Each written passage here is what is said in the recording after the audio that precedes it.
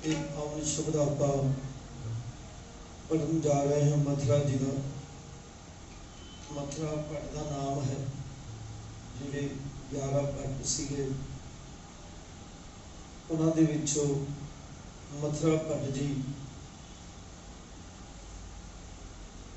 जदों महाराज के दर्शन किए मथुरा ने गुरु अर्जन देव पातशाह जी का ते उन्हां दी बाणी अंदरों तुरकी बाणी उन्होंने हिरदे चुकी निकली। महाराज के दर्शन करके वो कहते हैं जब लो नहीं भाग लिलार उदय।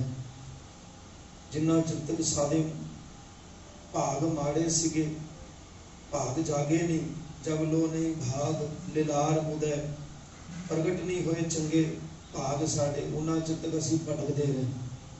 जब लो नहीं भाग लिलार उदय तब लो भरमते फिरते बहुत आए। असीं बड़े भटके फिरे इधर उधर। जदों मत्थे दे भाग चंगे भाग जागे नहीं सी, प्रगट नहीं होए सी, उन्हां चिर तक असीं भटकदे फिरदे सी। फिर कहते हैं कल घोर समुद्र में बूढ़त थे तब हो मिटाए नहीं रे पछताए। असीं संसार के समुद्र दे विच डुबदे जा रहे सी कलयुग दे समय। ये पछतावा साडे अंदरों नहीं मिट रहा सी कि असीं डुबांगे जां तरांगे। इस तरह की फीलिंग साडे अंदर चलती सी कि साडा की बनेगा, सानू कोई पूरा गुरु मिलेगा भी कि नहीं मिलेगा। ये भावना अंदर बनी हुई सी उन्हां।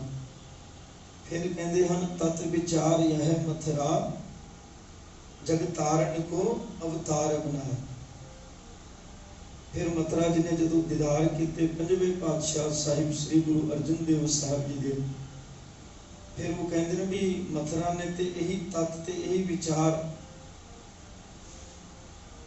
किया है ते मैनूं यही नजर आया है कि भी हरि अकाल पुरख वाहिगुरु आप गुरु अर्जन देव जी महाराज के रूप में प्रगट होए हैं संसार में। आपको सतनाम। ये धन श्री गुरु ग्रंथ साहिब महाराज की बाणी मोर लाउंदी। तद विचार यह मथुरा जगतारण को अवतार बनाए। फिर कहने जपियो जिन अर्जुन देव गुरु फिर संकट जोन गर्भ न आए। फिर जिन्हों ने गुरु अर्जन देव पातशाह जी को जपया है, उन्होंने ध्याया है, उन्होंने याद किया है गुरु अर्जन देव जी महाराज ने सिमरना किया है। महाराज की बाणी कहती फिर वो मुड़ के फिर संकट विच या जोन दे विच या गर्भ दे विच नहीं पैंदे। हो सतनाम। जपियो जिन अर्जुन देव गुरु फिर संकट जोन गर्भ ना आए। ते क्यों ना आप ऐसे दिन दयाल शहीदां दे सरताजां नूं क्यों कहा जाता है, शांति दे पुंज उन्होंने क्यों कहा जाता है। इतनी शक्ति होने के बावजूद भी, इतनी ताकत, इतना बल, सब कुछ होने के बावजूद भी कितने शांतमय तरीके दे नाल महाराज ने शहीदी दी। बड़ी कमाल की गल है। इस तो वड्डा चमत्कार होर की हो सकता है। सानू थोड़ा जा कोई गर्म चीज साडे शरीर नूं लग जावे जां सट बज जावे जां अग दे विच कोई शरीर का हिस्सा सड़ जावे ते फिर सानू किवें फील हुंदा है। ते मेरे गुरु अर्जन देव सच्चे पातशाह जी महाराज जेठ ते आषाढ़ के महीने दे विच तपदी गर्मी दे विच छोटी जी कोठी दे विच बंद करके चंदू ने जिहड़ा कहर कमाया। महाराज दे शहीदी के कई कारण सन। कई इतिहासकार अपने अपने मत अनुसार लिखते हैं, पर सब तो वड्डी गल इको ही सी कि उन्हां वेलियां दे विच गुरु अर्जन देव सच्चे पातशाह जी महाराज दे कोल तांता लगिया हुंदा सी लोकां दा कि हिंदू ते की मुसलमान ते की ईसाई ते की जैनी बौद्ध क्रिश्चन सारे महाराज नूं बहुत फॉलो करते सन ते बहुत मनते सन, बहुत सत्कार करते सी महाराज दा। भी हर कोई बंदा गुरु अर्जन देव सच्चे पातशाह जी महाराज दे दीदार करना चाहता सी। ते जदों ही महाराज दे दीदार हुंदे सी फिर झोलियां खुशियां दे नाल बख्शिशां दे नाल गुरु अर्जन देव जी महाराज उन्हां दीयां झोलियां भर दिंदे सी। ते इह गल जिहड़ी सी ओह हुकूमत नूं हजम नहीं हुंदी सी। उस वेले अकबर तो बाद अकबर चाहते नहीं सी कि जहांगीर नूं मैं गद्दी ते बिठावां, खुसरू नूं बिठाना चाहते सी, पर खुदा का ऐसा भाना वरत्या भी जहांगीर नूं गद्दी प्राप्त हुई।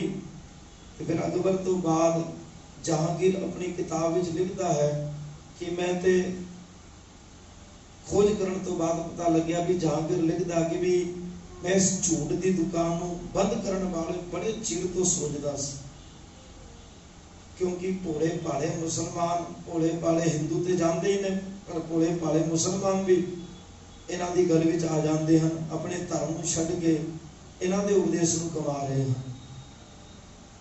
मतलब ये मूर्खता वाली गल सी। जहांगीर अपनी किताब विच लिखता है कि मैं झूठ की दुकान नूं बड़े दिन तो तकदा सी भी कदे मैनूं मौका मिले तो मैं इस दुकान नूं बंद कर दियां, झूठ की दुकान। क्योंकि उन्हां वेलियां दे विच धन धन साहिब श्री गुरु अर्जन देव सच्चे पातशाह जी महाराज की बड़ी चढ़ती कला सी। सरोवर की सेवा, लंगर की सेवा, आए गए का ताता लग्या हुंदा सी कि हिंदू ते के मुसलमान सभी धर्म के लोग आकर के महाराज का सत्कार करते सी। ते बड़ी चढ़ती कला दे विच सिੱਖੀ का प्रचार हो रहा सी बहुत ज़्यादा। वो हुकूमत कोलों फिर जरिया नहीं गए, उधरों फिर कई एक दो कारण बन गए। अकबर के टाइम का जिहड़ा बिरबल है इन्हें भी बड़ा चुकिया, फिर उन्होंने वेलियां दे विच ब्राह्मणों ने भी बड़ा चुकिया, क्योंकि उन्होंने रोटी पानी का इंतजाम जिहड़ा सी वो बंद हो रहा सी। लोग पखंडवाद तो उठ के सच्चे ज्ञान को ग्रहण कर रहे सी। ते ब्राह्मणों को कदे भी ये गल हजम नहीं हुंदी भी कोई भोले भाले लोग साडी अज्ञानता तो छुड़ के ज्ञान का उन्होंने प्रकाश हो, वो चाहते ही नहीं सी। ते फिर इस वास्ते जहांगीर नूं चुकिया, बड़े कन भरे। फिर उधरों फिर चंदू ने अपनी कुड़ी का रिश्ता भी पुरोहितां नूं भेजिया सी। जदों पुरोहित आए तो उन्होंने रिश्ता महाराज ने मंजूर किया। बाद फिर जदों संगण देने की वारी आई, चंदू ने जदों संगण भेजिया तो पता की कहंदा, कहंदे ब्राह्मणों, कहंदे मोरी दी इट चुबारे नूं ला के आ गए। अपने आप को बहुत बड़ा दसदा ते गुरु घर नूं मोरी दसदा, चुबारे दी इट मोरी नूं ला के आ गए।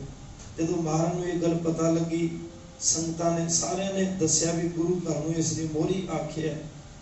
ते फिर महाराज नूं बेनती की, सारियां ने रल मिल के दिल्ली दीयां संगतां ने चिट्ठियां भेजियां, होर भी संगतां ने, भाई गुरदास जी, बाबा बुढ़ा जी इत्यादि सिख सिगे महाराज दे नाल। उन्हां सारियां ने कहा महाराज जी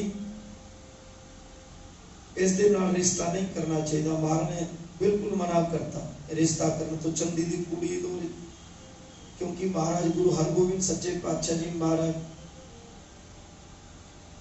सोने जवान ते गभरू हो गए सन उस वेले। ते महाराज दिखदे भी बड़े खूबसूरत सी, कोई पुत्र सी।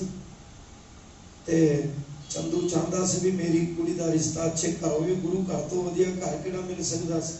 पर उसने अपने हंकार दे विच आके जदों बोल बोले फिर महाराज ने रिश्ता मना करता।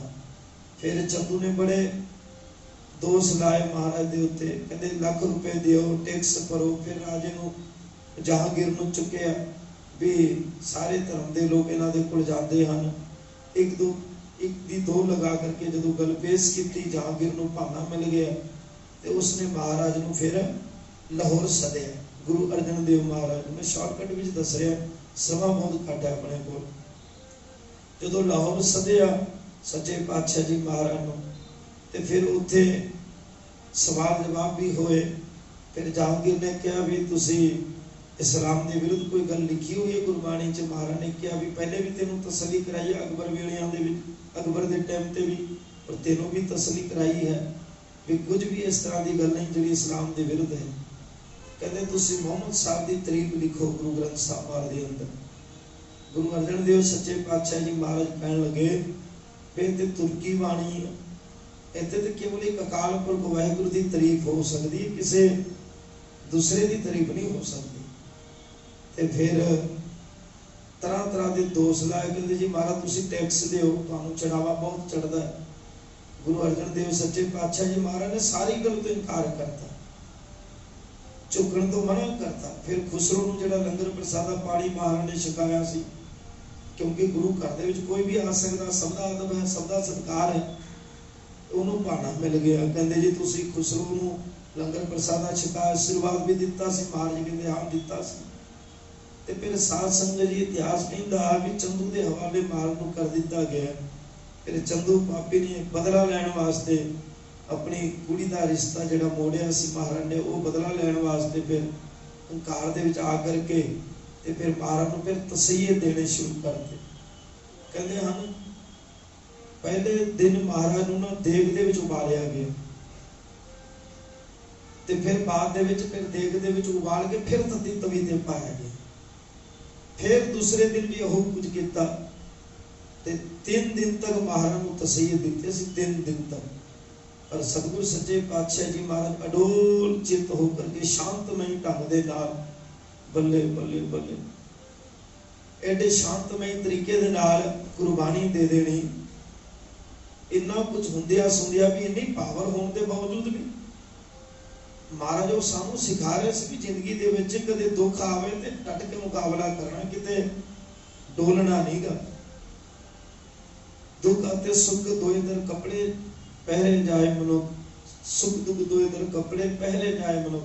ਕਹਿੰਦੇ ਦੁੱਖ ਅਤੇ ਸੁੱਖ ਜ਼ਿੰਦਗੀ ਦੇ ਇਹ ਦੋ ਪਹਿਲੂ ਹਨ। ਕਦੇ ਦੁੱਖ ਹੈ ਤੇ ਉਹਨੇ ਵੀ ਖਤਮ ਹੋ ਜਾਣਾ, ਇੱਕ ਦਿਨ ਸੁੱਖ ਨੇ ਵੀ ਹੋਣਾ। ਜੇ ਸੁੱਖ ਹੈ ਫਿਰ ਨਾਲ ਦੁੱਖ ਨੇ ਵੀ ਹੋਣਾ। ਜੇ खुशी है तो फिर गमी भी है, जे जीवन है तो फिर मौत भी है। दोवें गल्लां महाराज ने इकट्ठियां बनाईयां।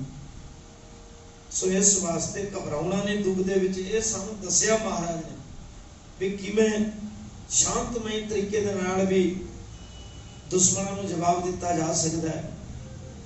ते धन श्री गुरु अर्जन देव सच्चे पातशाह जी महाराज शांतमई तरीके दे नाल जदों तत्ती तवी ते बैठे साईं मियां मैनू जो पता लग्या भी महाराज नूं बड़े तसीहे दिते जा रहे हैं और विधि चंद ते भाई लंगा ते होर अनेक सिखां ने महाराज नूं कहा सी भी महाराज जी तुसीं हुक्म करो असीं ईट दे नाल ईट खड़का देंगे। महाराज ने कहा भी करामात नहीं दिखावां, जो कुछ हो रहा वाहिगुरू दी मर्जी दे नाल हो रहा, हुण दिओ जो भी कुछ हो रहा मेरे वाहिगुरू नूं सब पता है।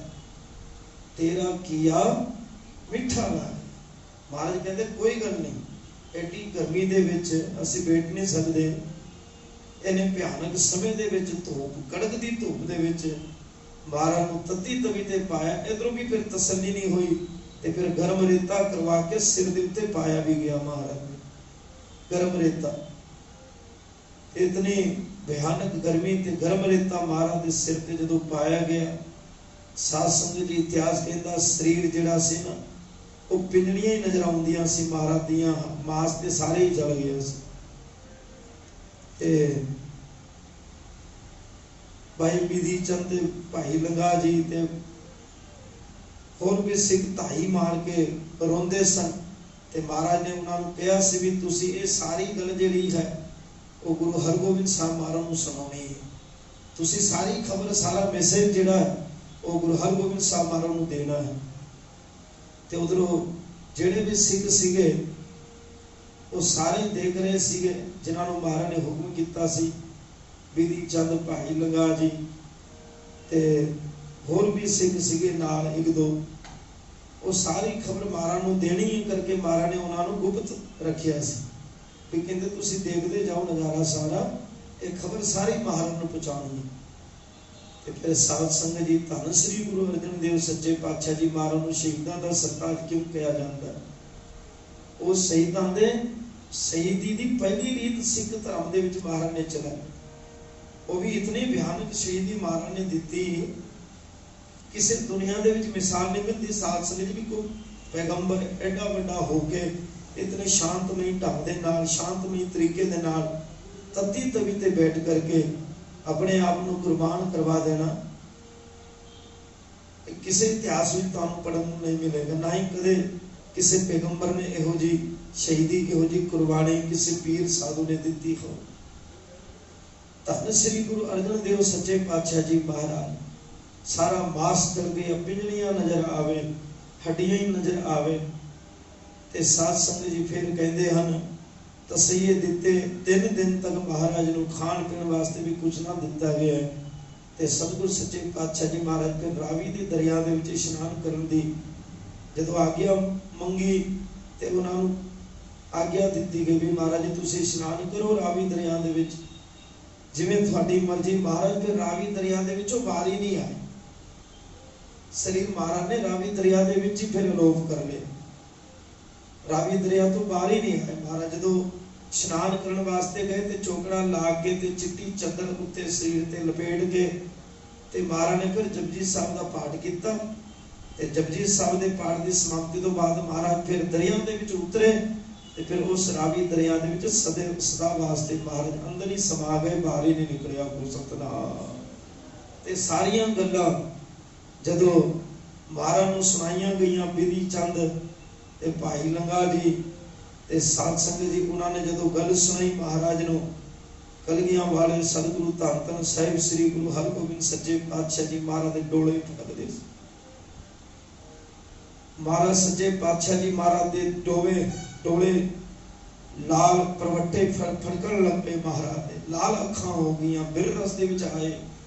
कलगियां वाले सतगुरु जी ने सारी वारदात जदों सुनी ते सिखां दे चेहरे दे उत्ते डर बैठिया होया सी, सिखां दे चेहरे सेमे होए सी भी हुण की होएगा।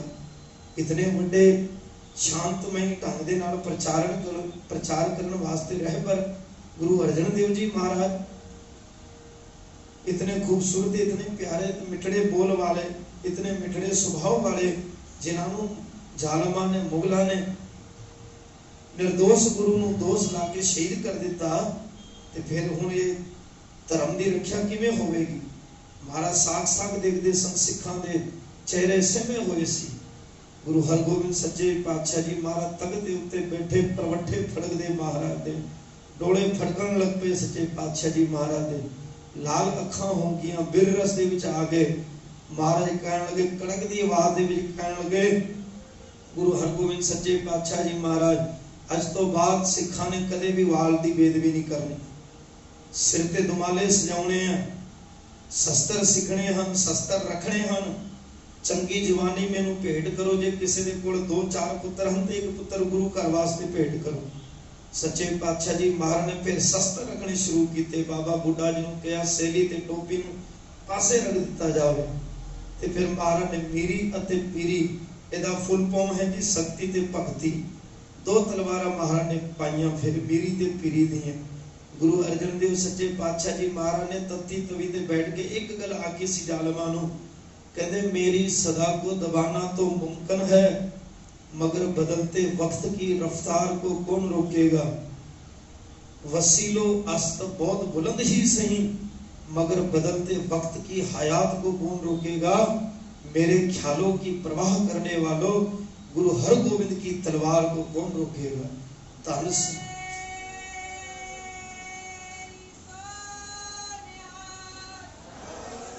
धन श्री गुरु अर्जन देव जी महाराज ने जो जालमा नूं एक गल आखी सी, ते जालमा नूं पता सी भी पीछे कलगियां वाले सतगुरु जी हैं।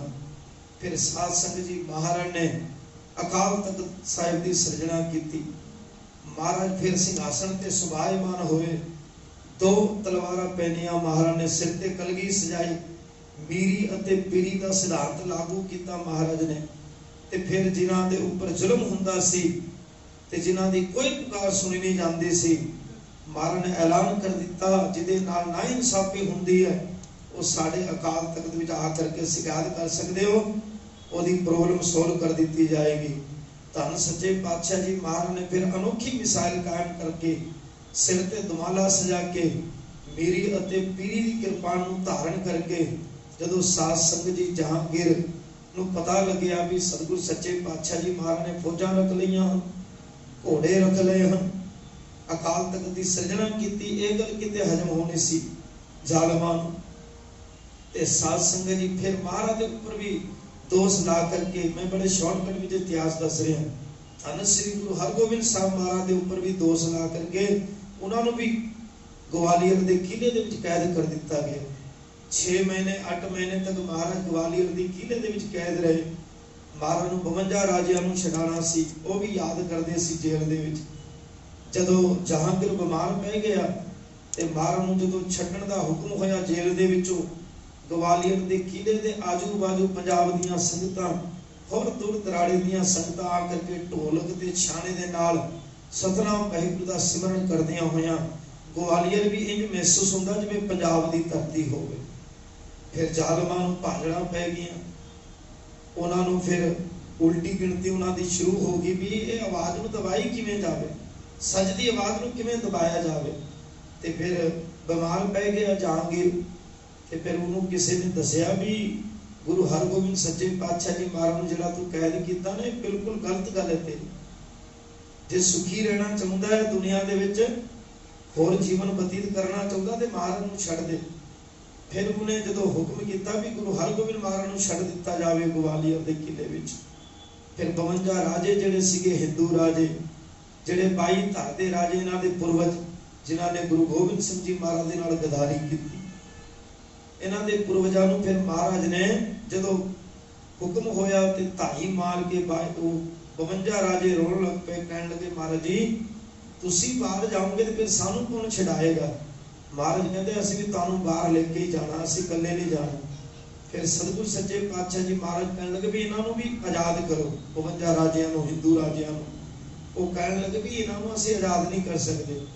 हाँ फिर एक विरोध बनाई गई भी जिहड़े तुहाडे पल्ला फड़ लैणगे चोले दा वो फिर बाहर चले जाणगे, उन्हां नूं इजाजत दित्ती जा सकदी। महाराज ने फिर 52 कली का एक चोला सिलवाया सच्चे पातशाह जी महाराज ने। फिर 52 कली का चोले की एक डोर सारे ने फड़ी 52 राजियां ने, ते धन श्री गुरु हरगोबिंद सच्चे पातशाह जी महाराज ने उन्हां राजियां नूं ग्वालियर के किले दे विचों मर जाना सी, उन्होंने सड़ सड़ के घुट के मर जाना सी। वो अजे भी बीमे हैगे ने जिन्हां दे नाल जहांगीर ने बन के रखे हुए सी।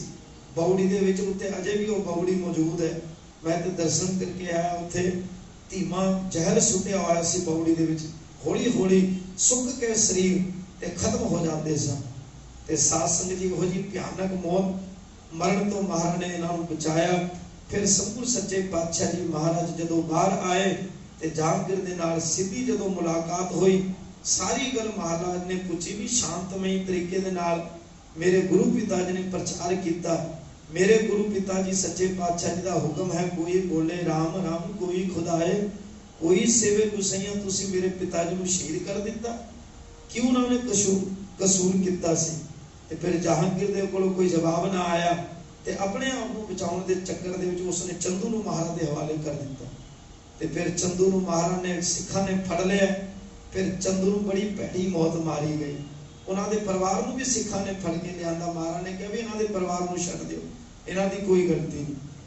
ते फिर साध संगत जी जिहड़े भड़पुंजे कोलों गर्भ रेता करवा के चंदू ने गुरु अर्जन देव जी महाराज के सिर के उत्ते पवाइयां सी, उस भड़पुंजे नूं भी बड़ा गुस्सा चढ़िया, उन्हें वही कड़चा चुक के चंदू के सिर के उत्ते मारिया। उस प्रकार फिर चंदू की मौत हो गई।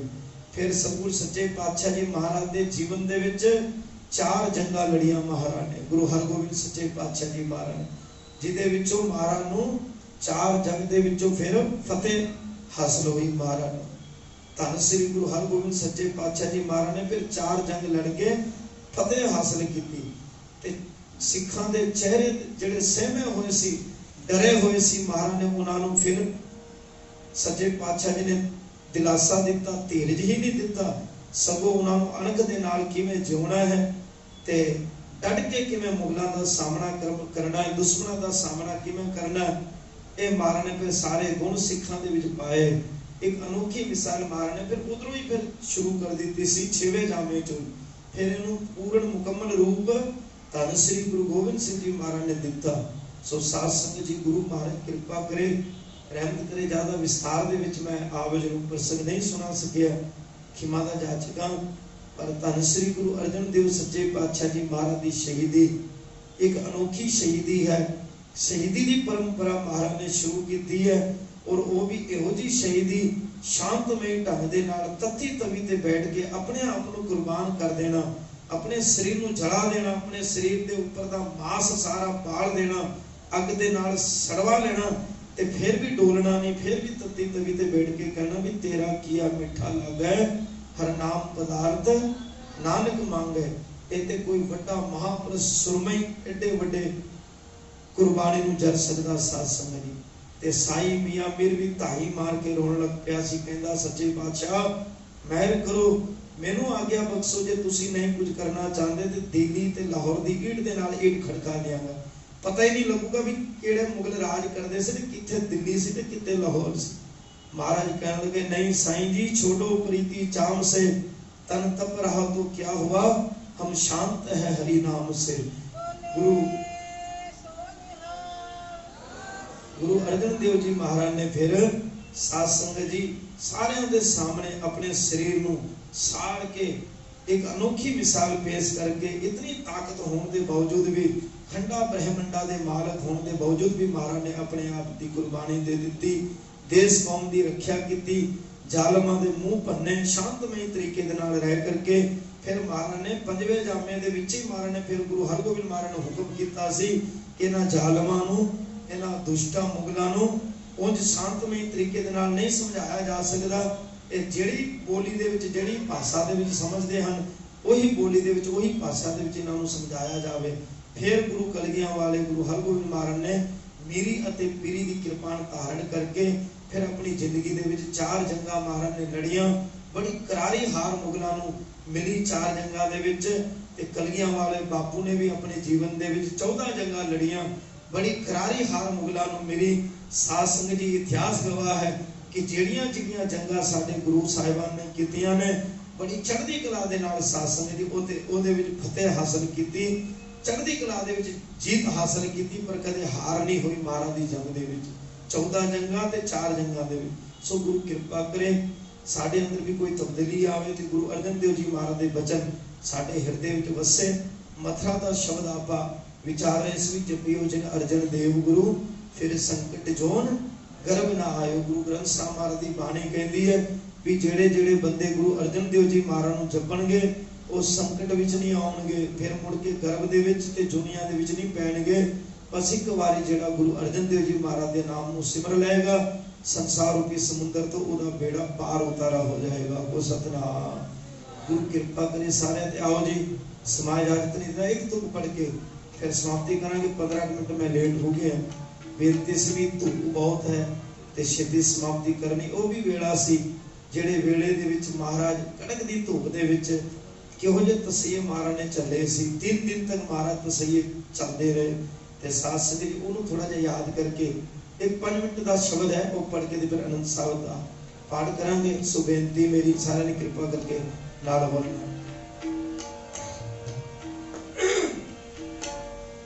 जपियो अर्जुन देव गुरु, जपियो अर्जुन देव गुरु, जपियो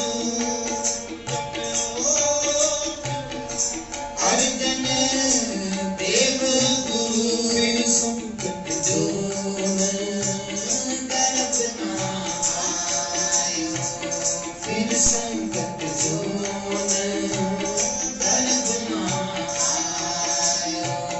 फिर संकट जोन गर्भ ना आयो, फिर संकट जोन गर्भ ना आयो। जपियो अर्जन देव गुरु, जपियो अर्जन देव गुरु।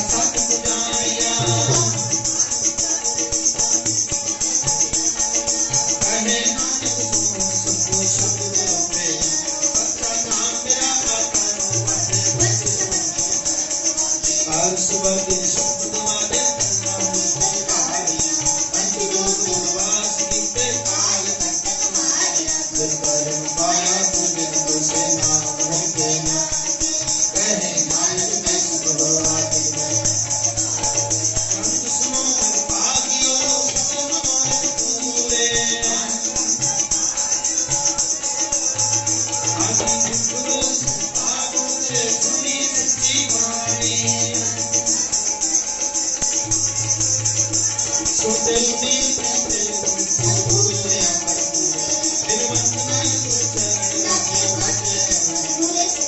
चरण गुरु पानी का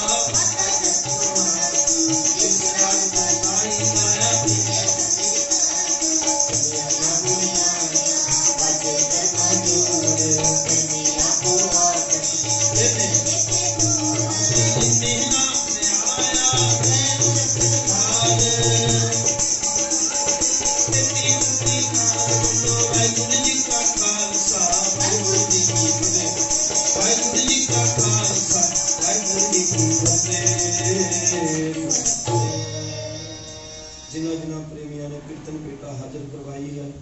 सतगुरु सच्चे पातशाह जी महाराज सबना दे नाम जाने जान खजाने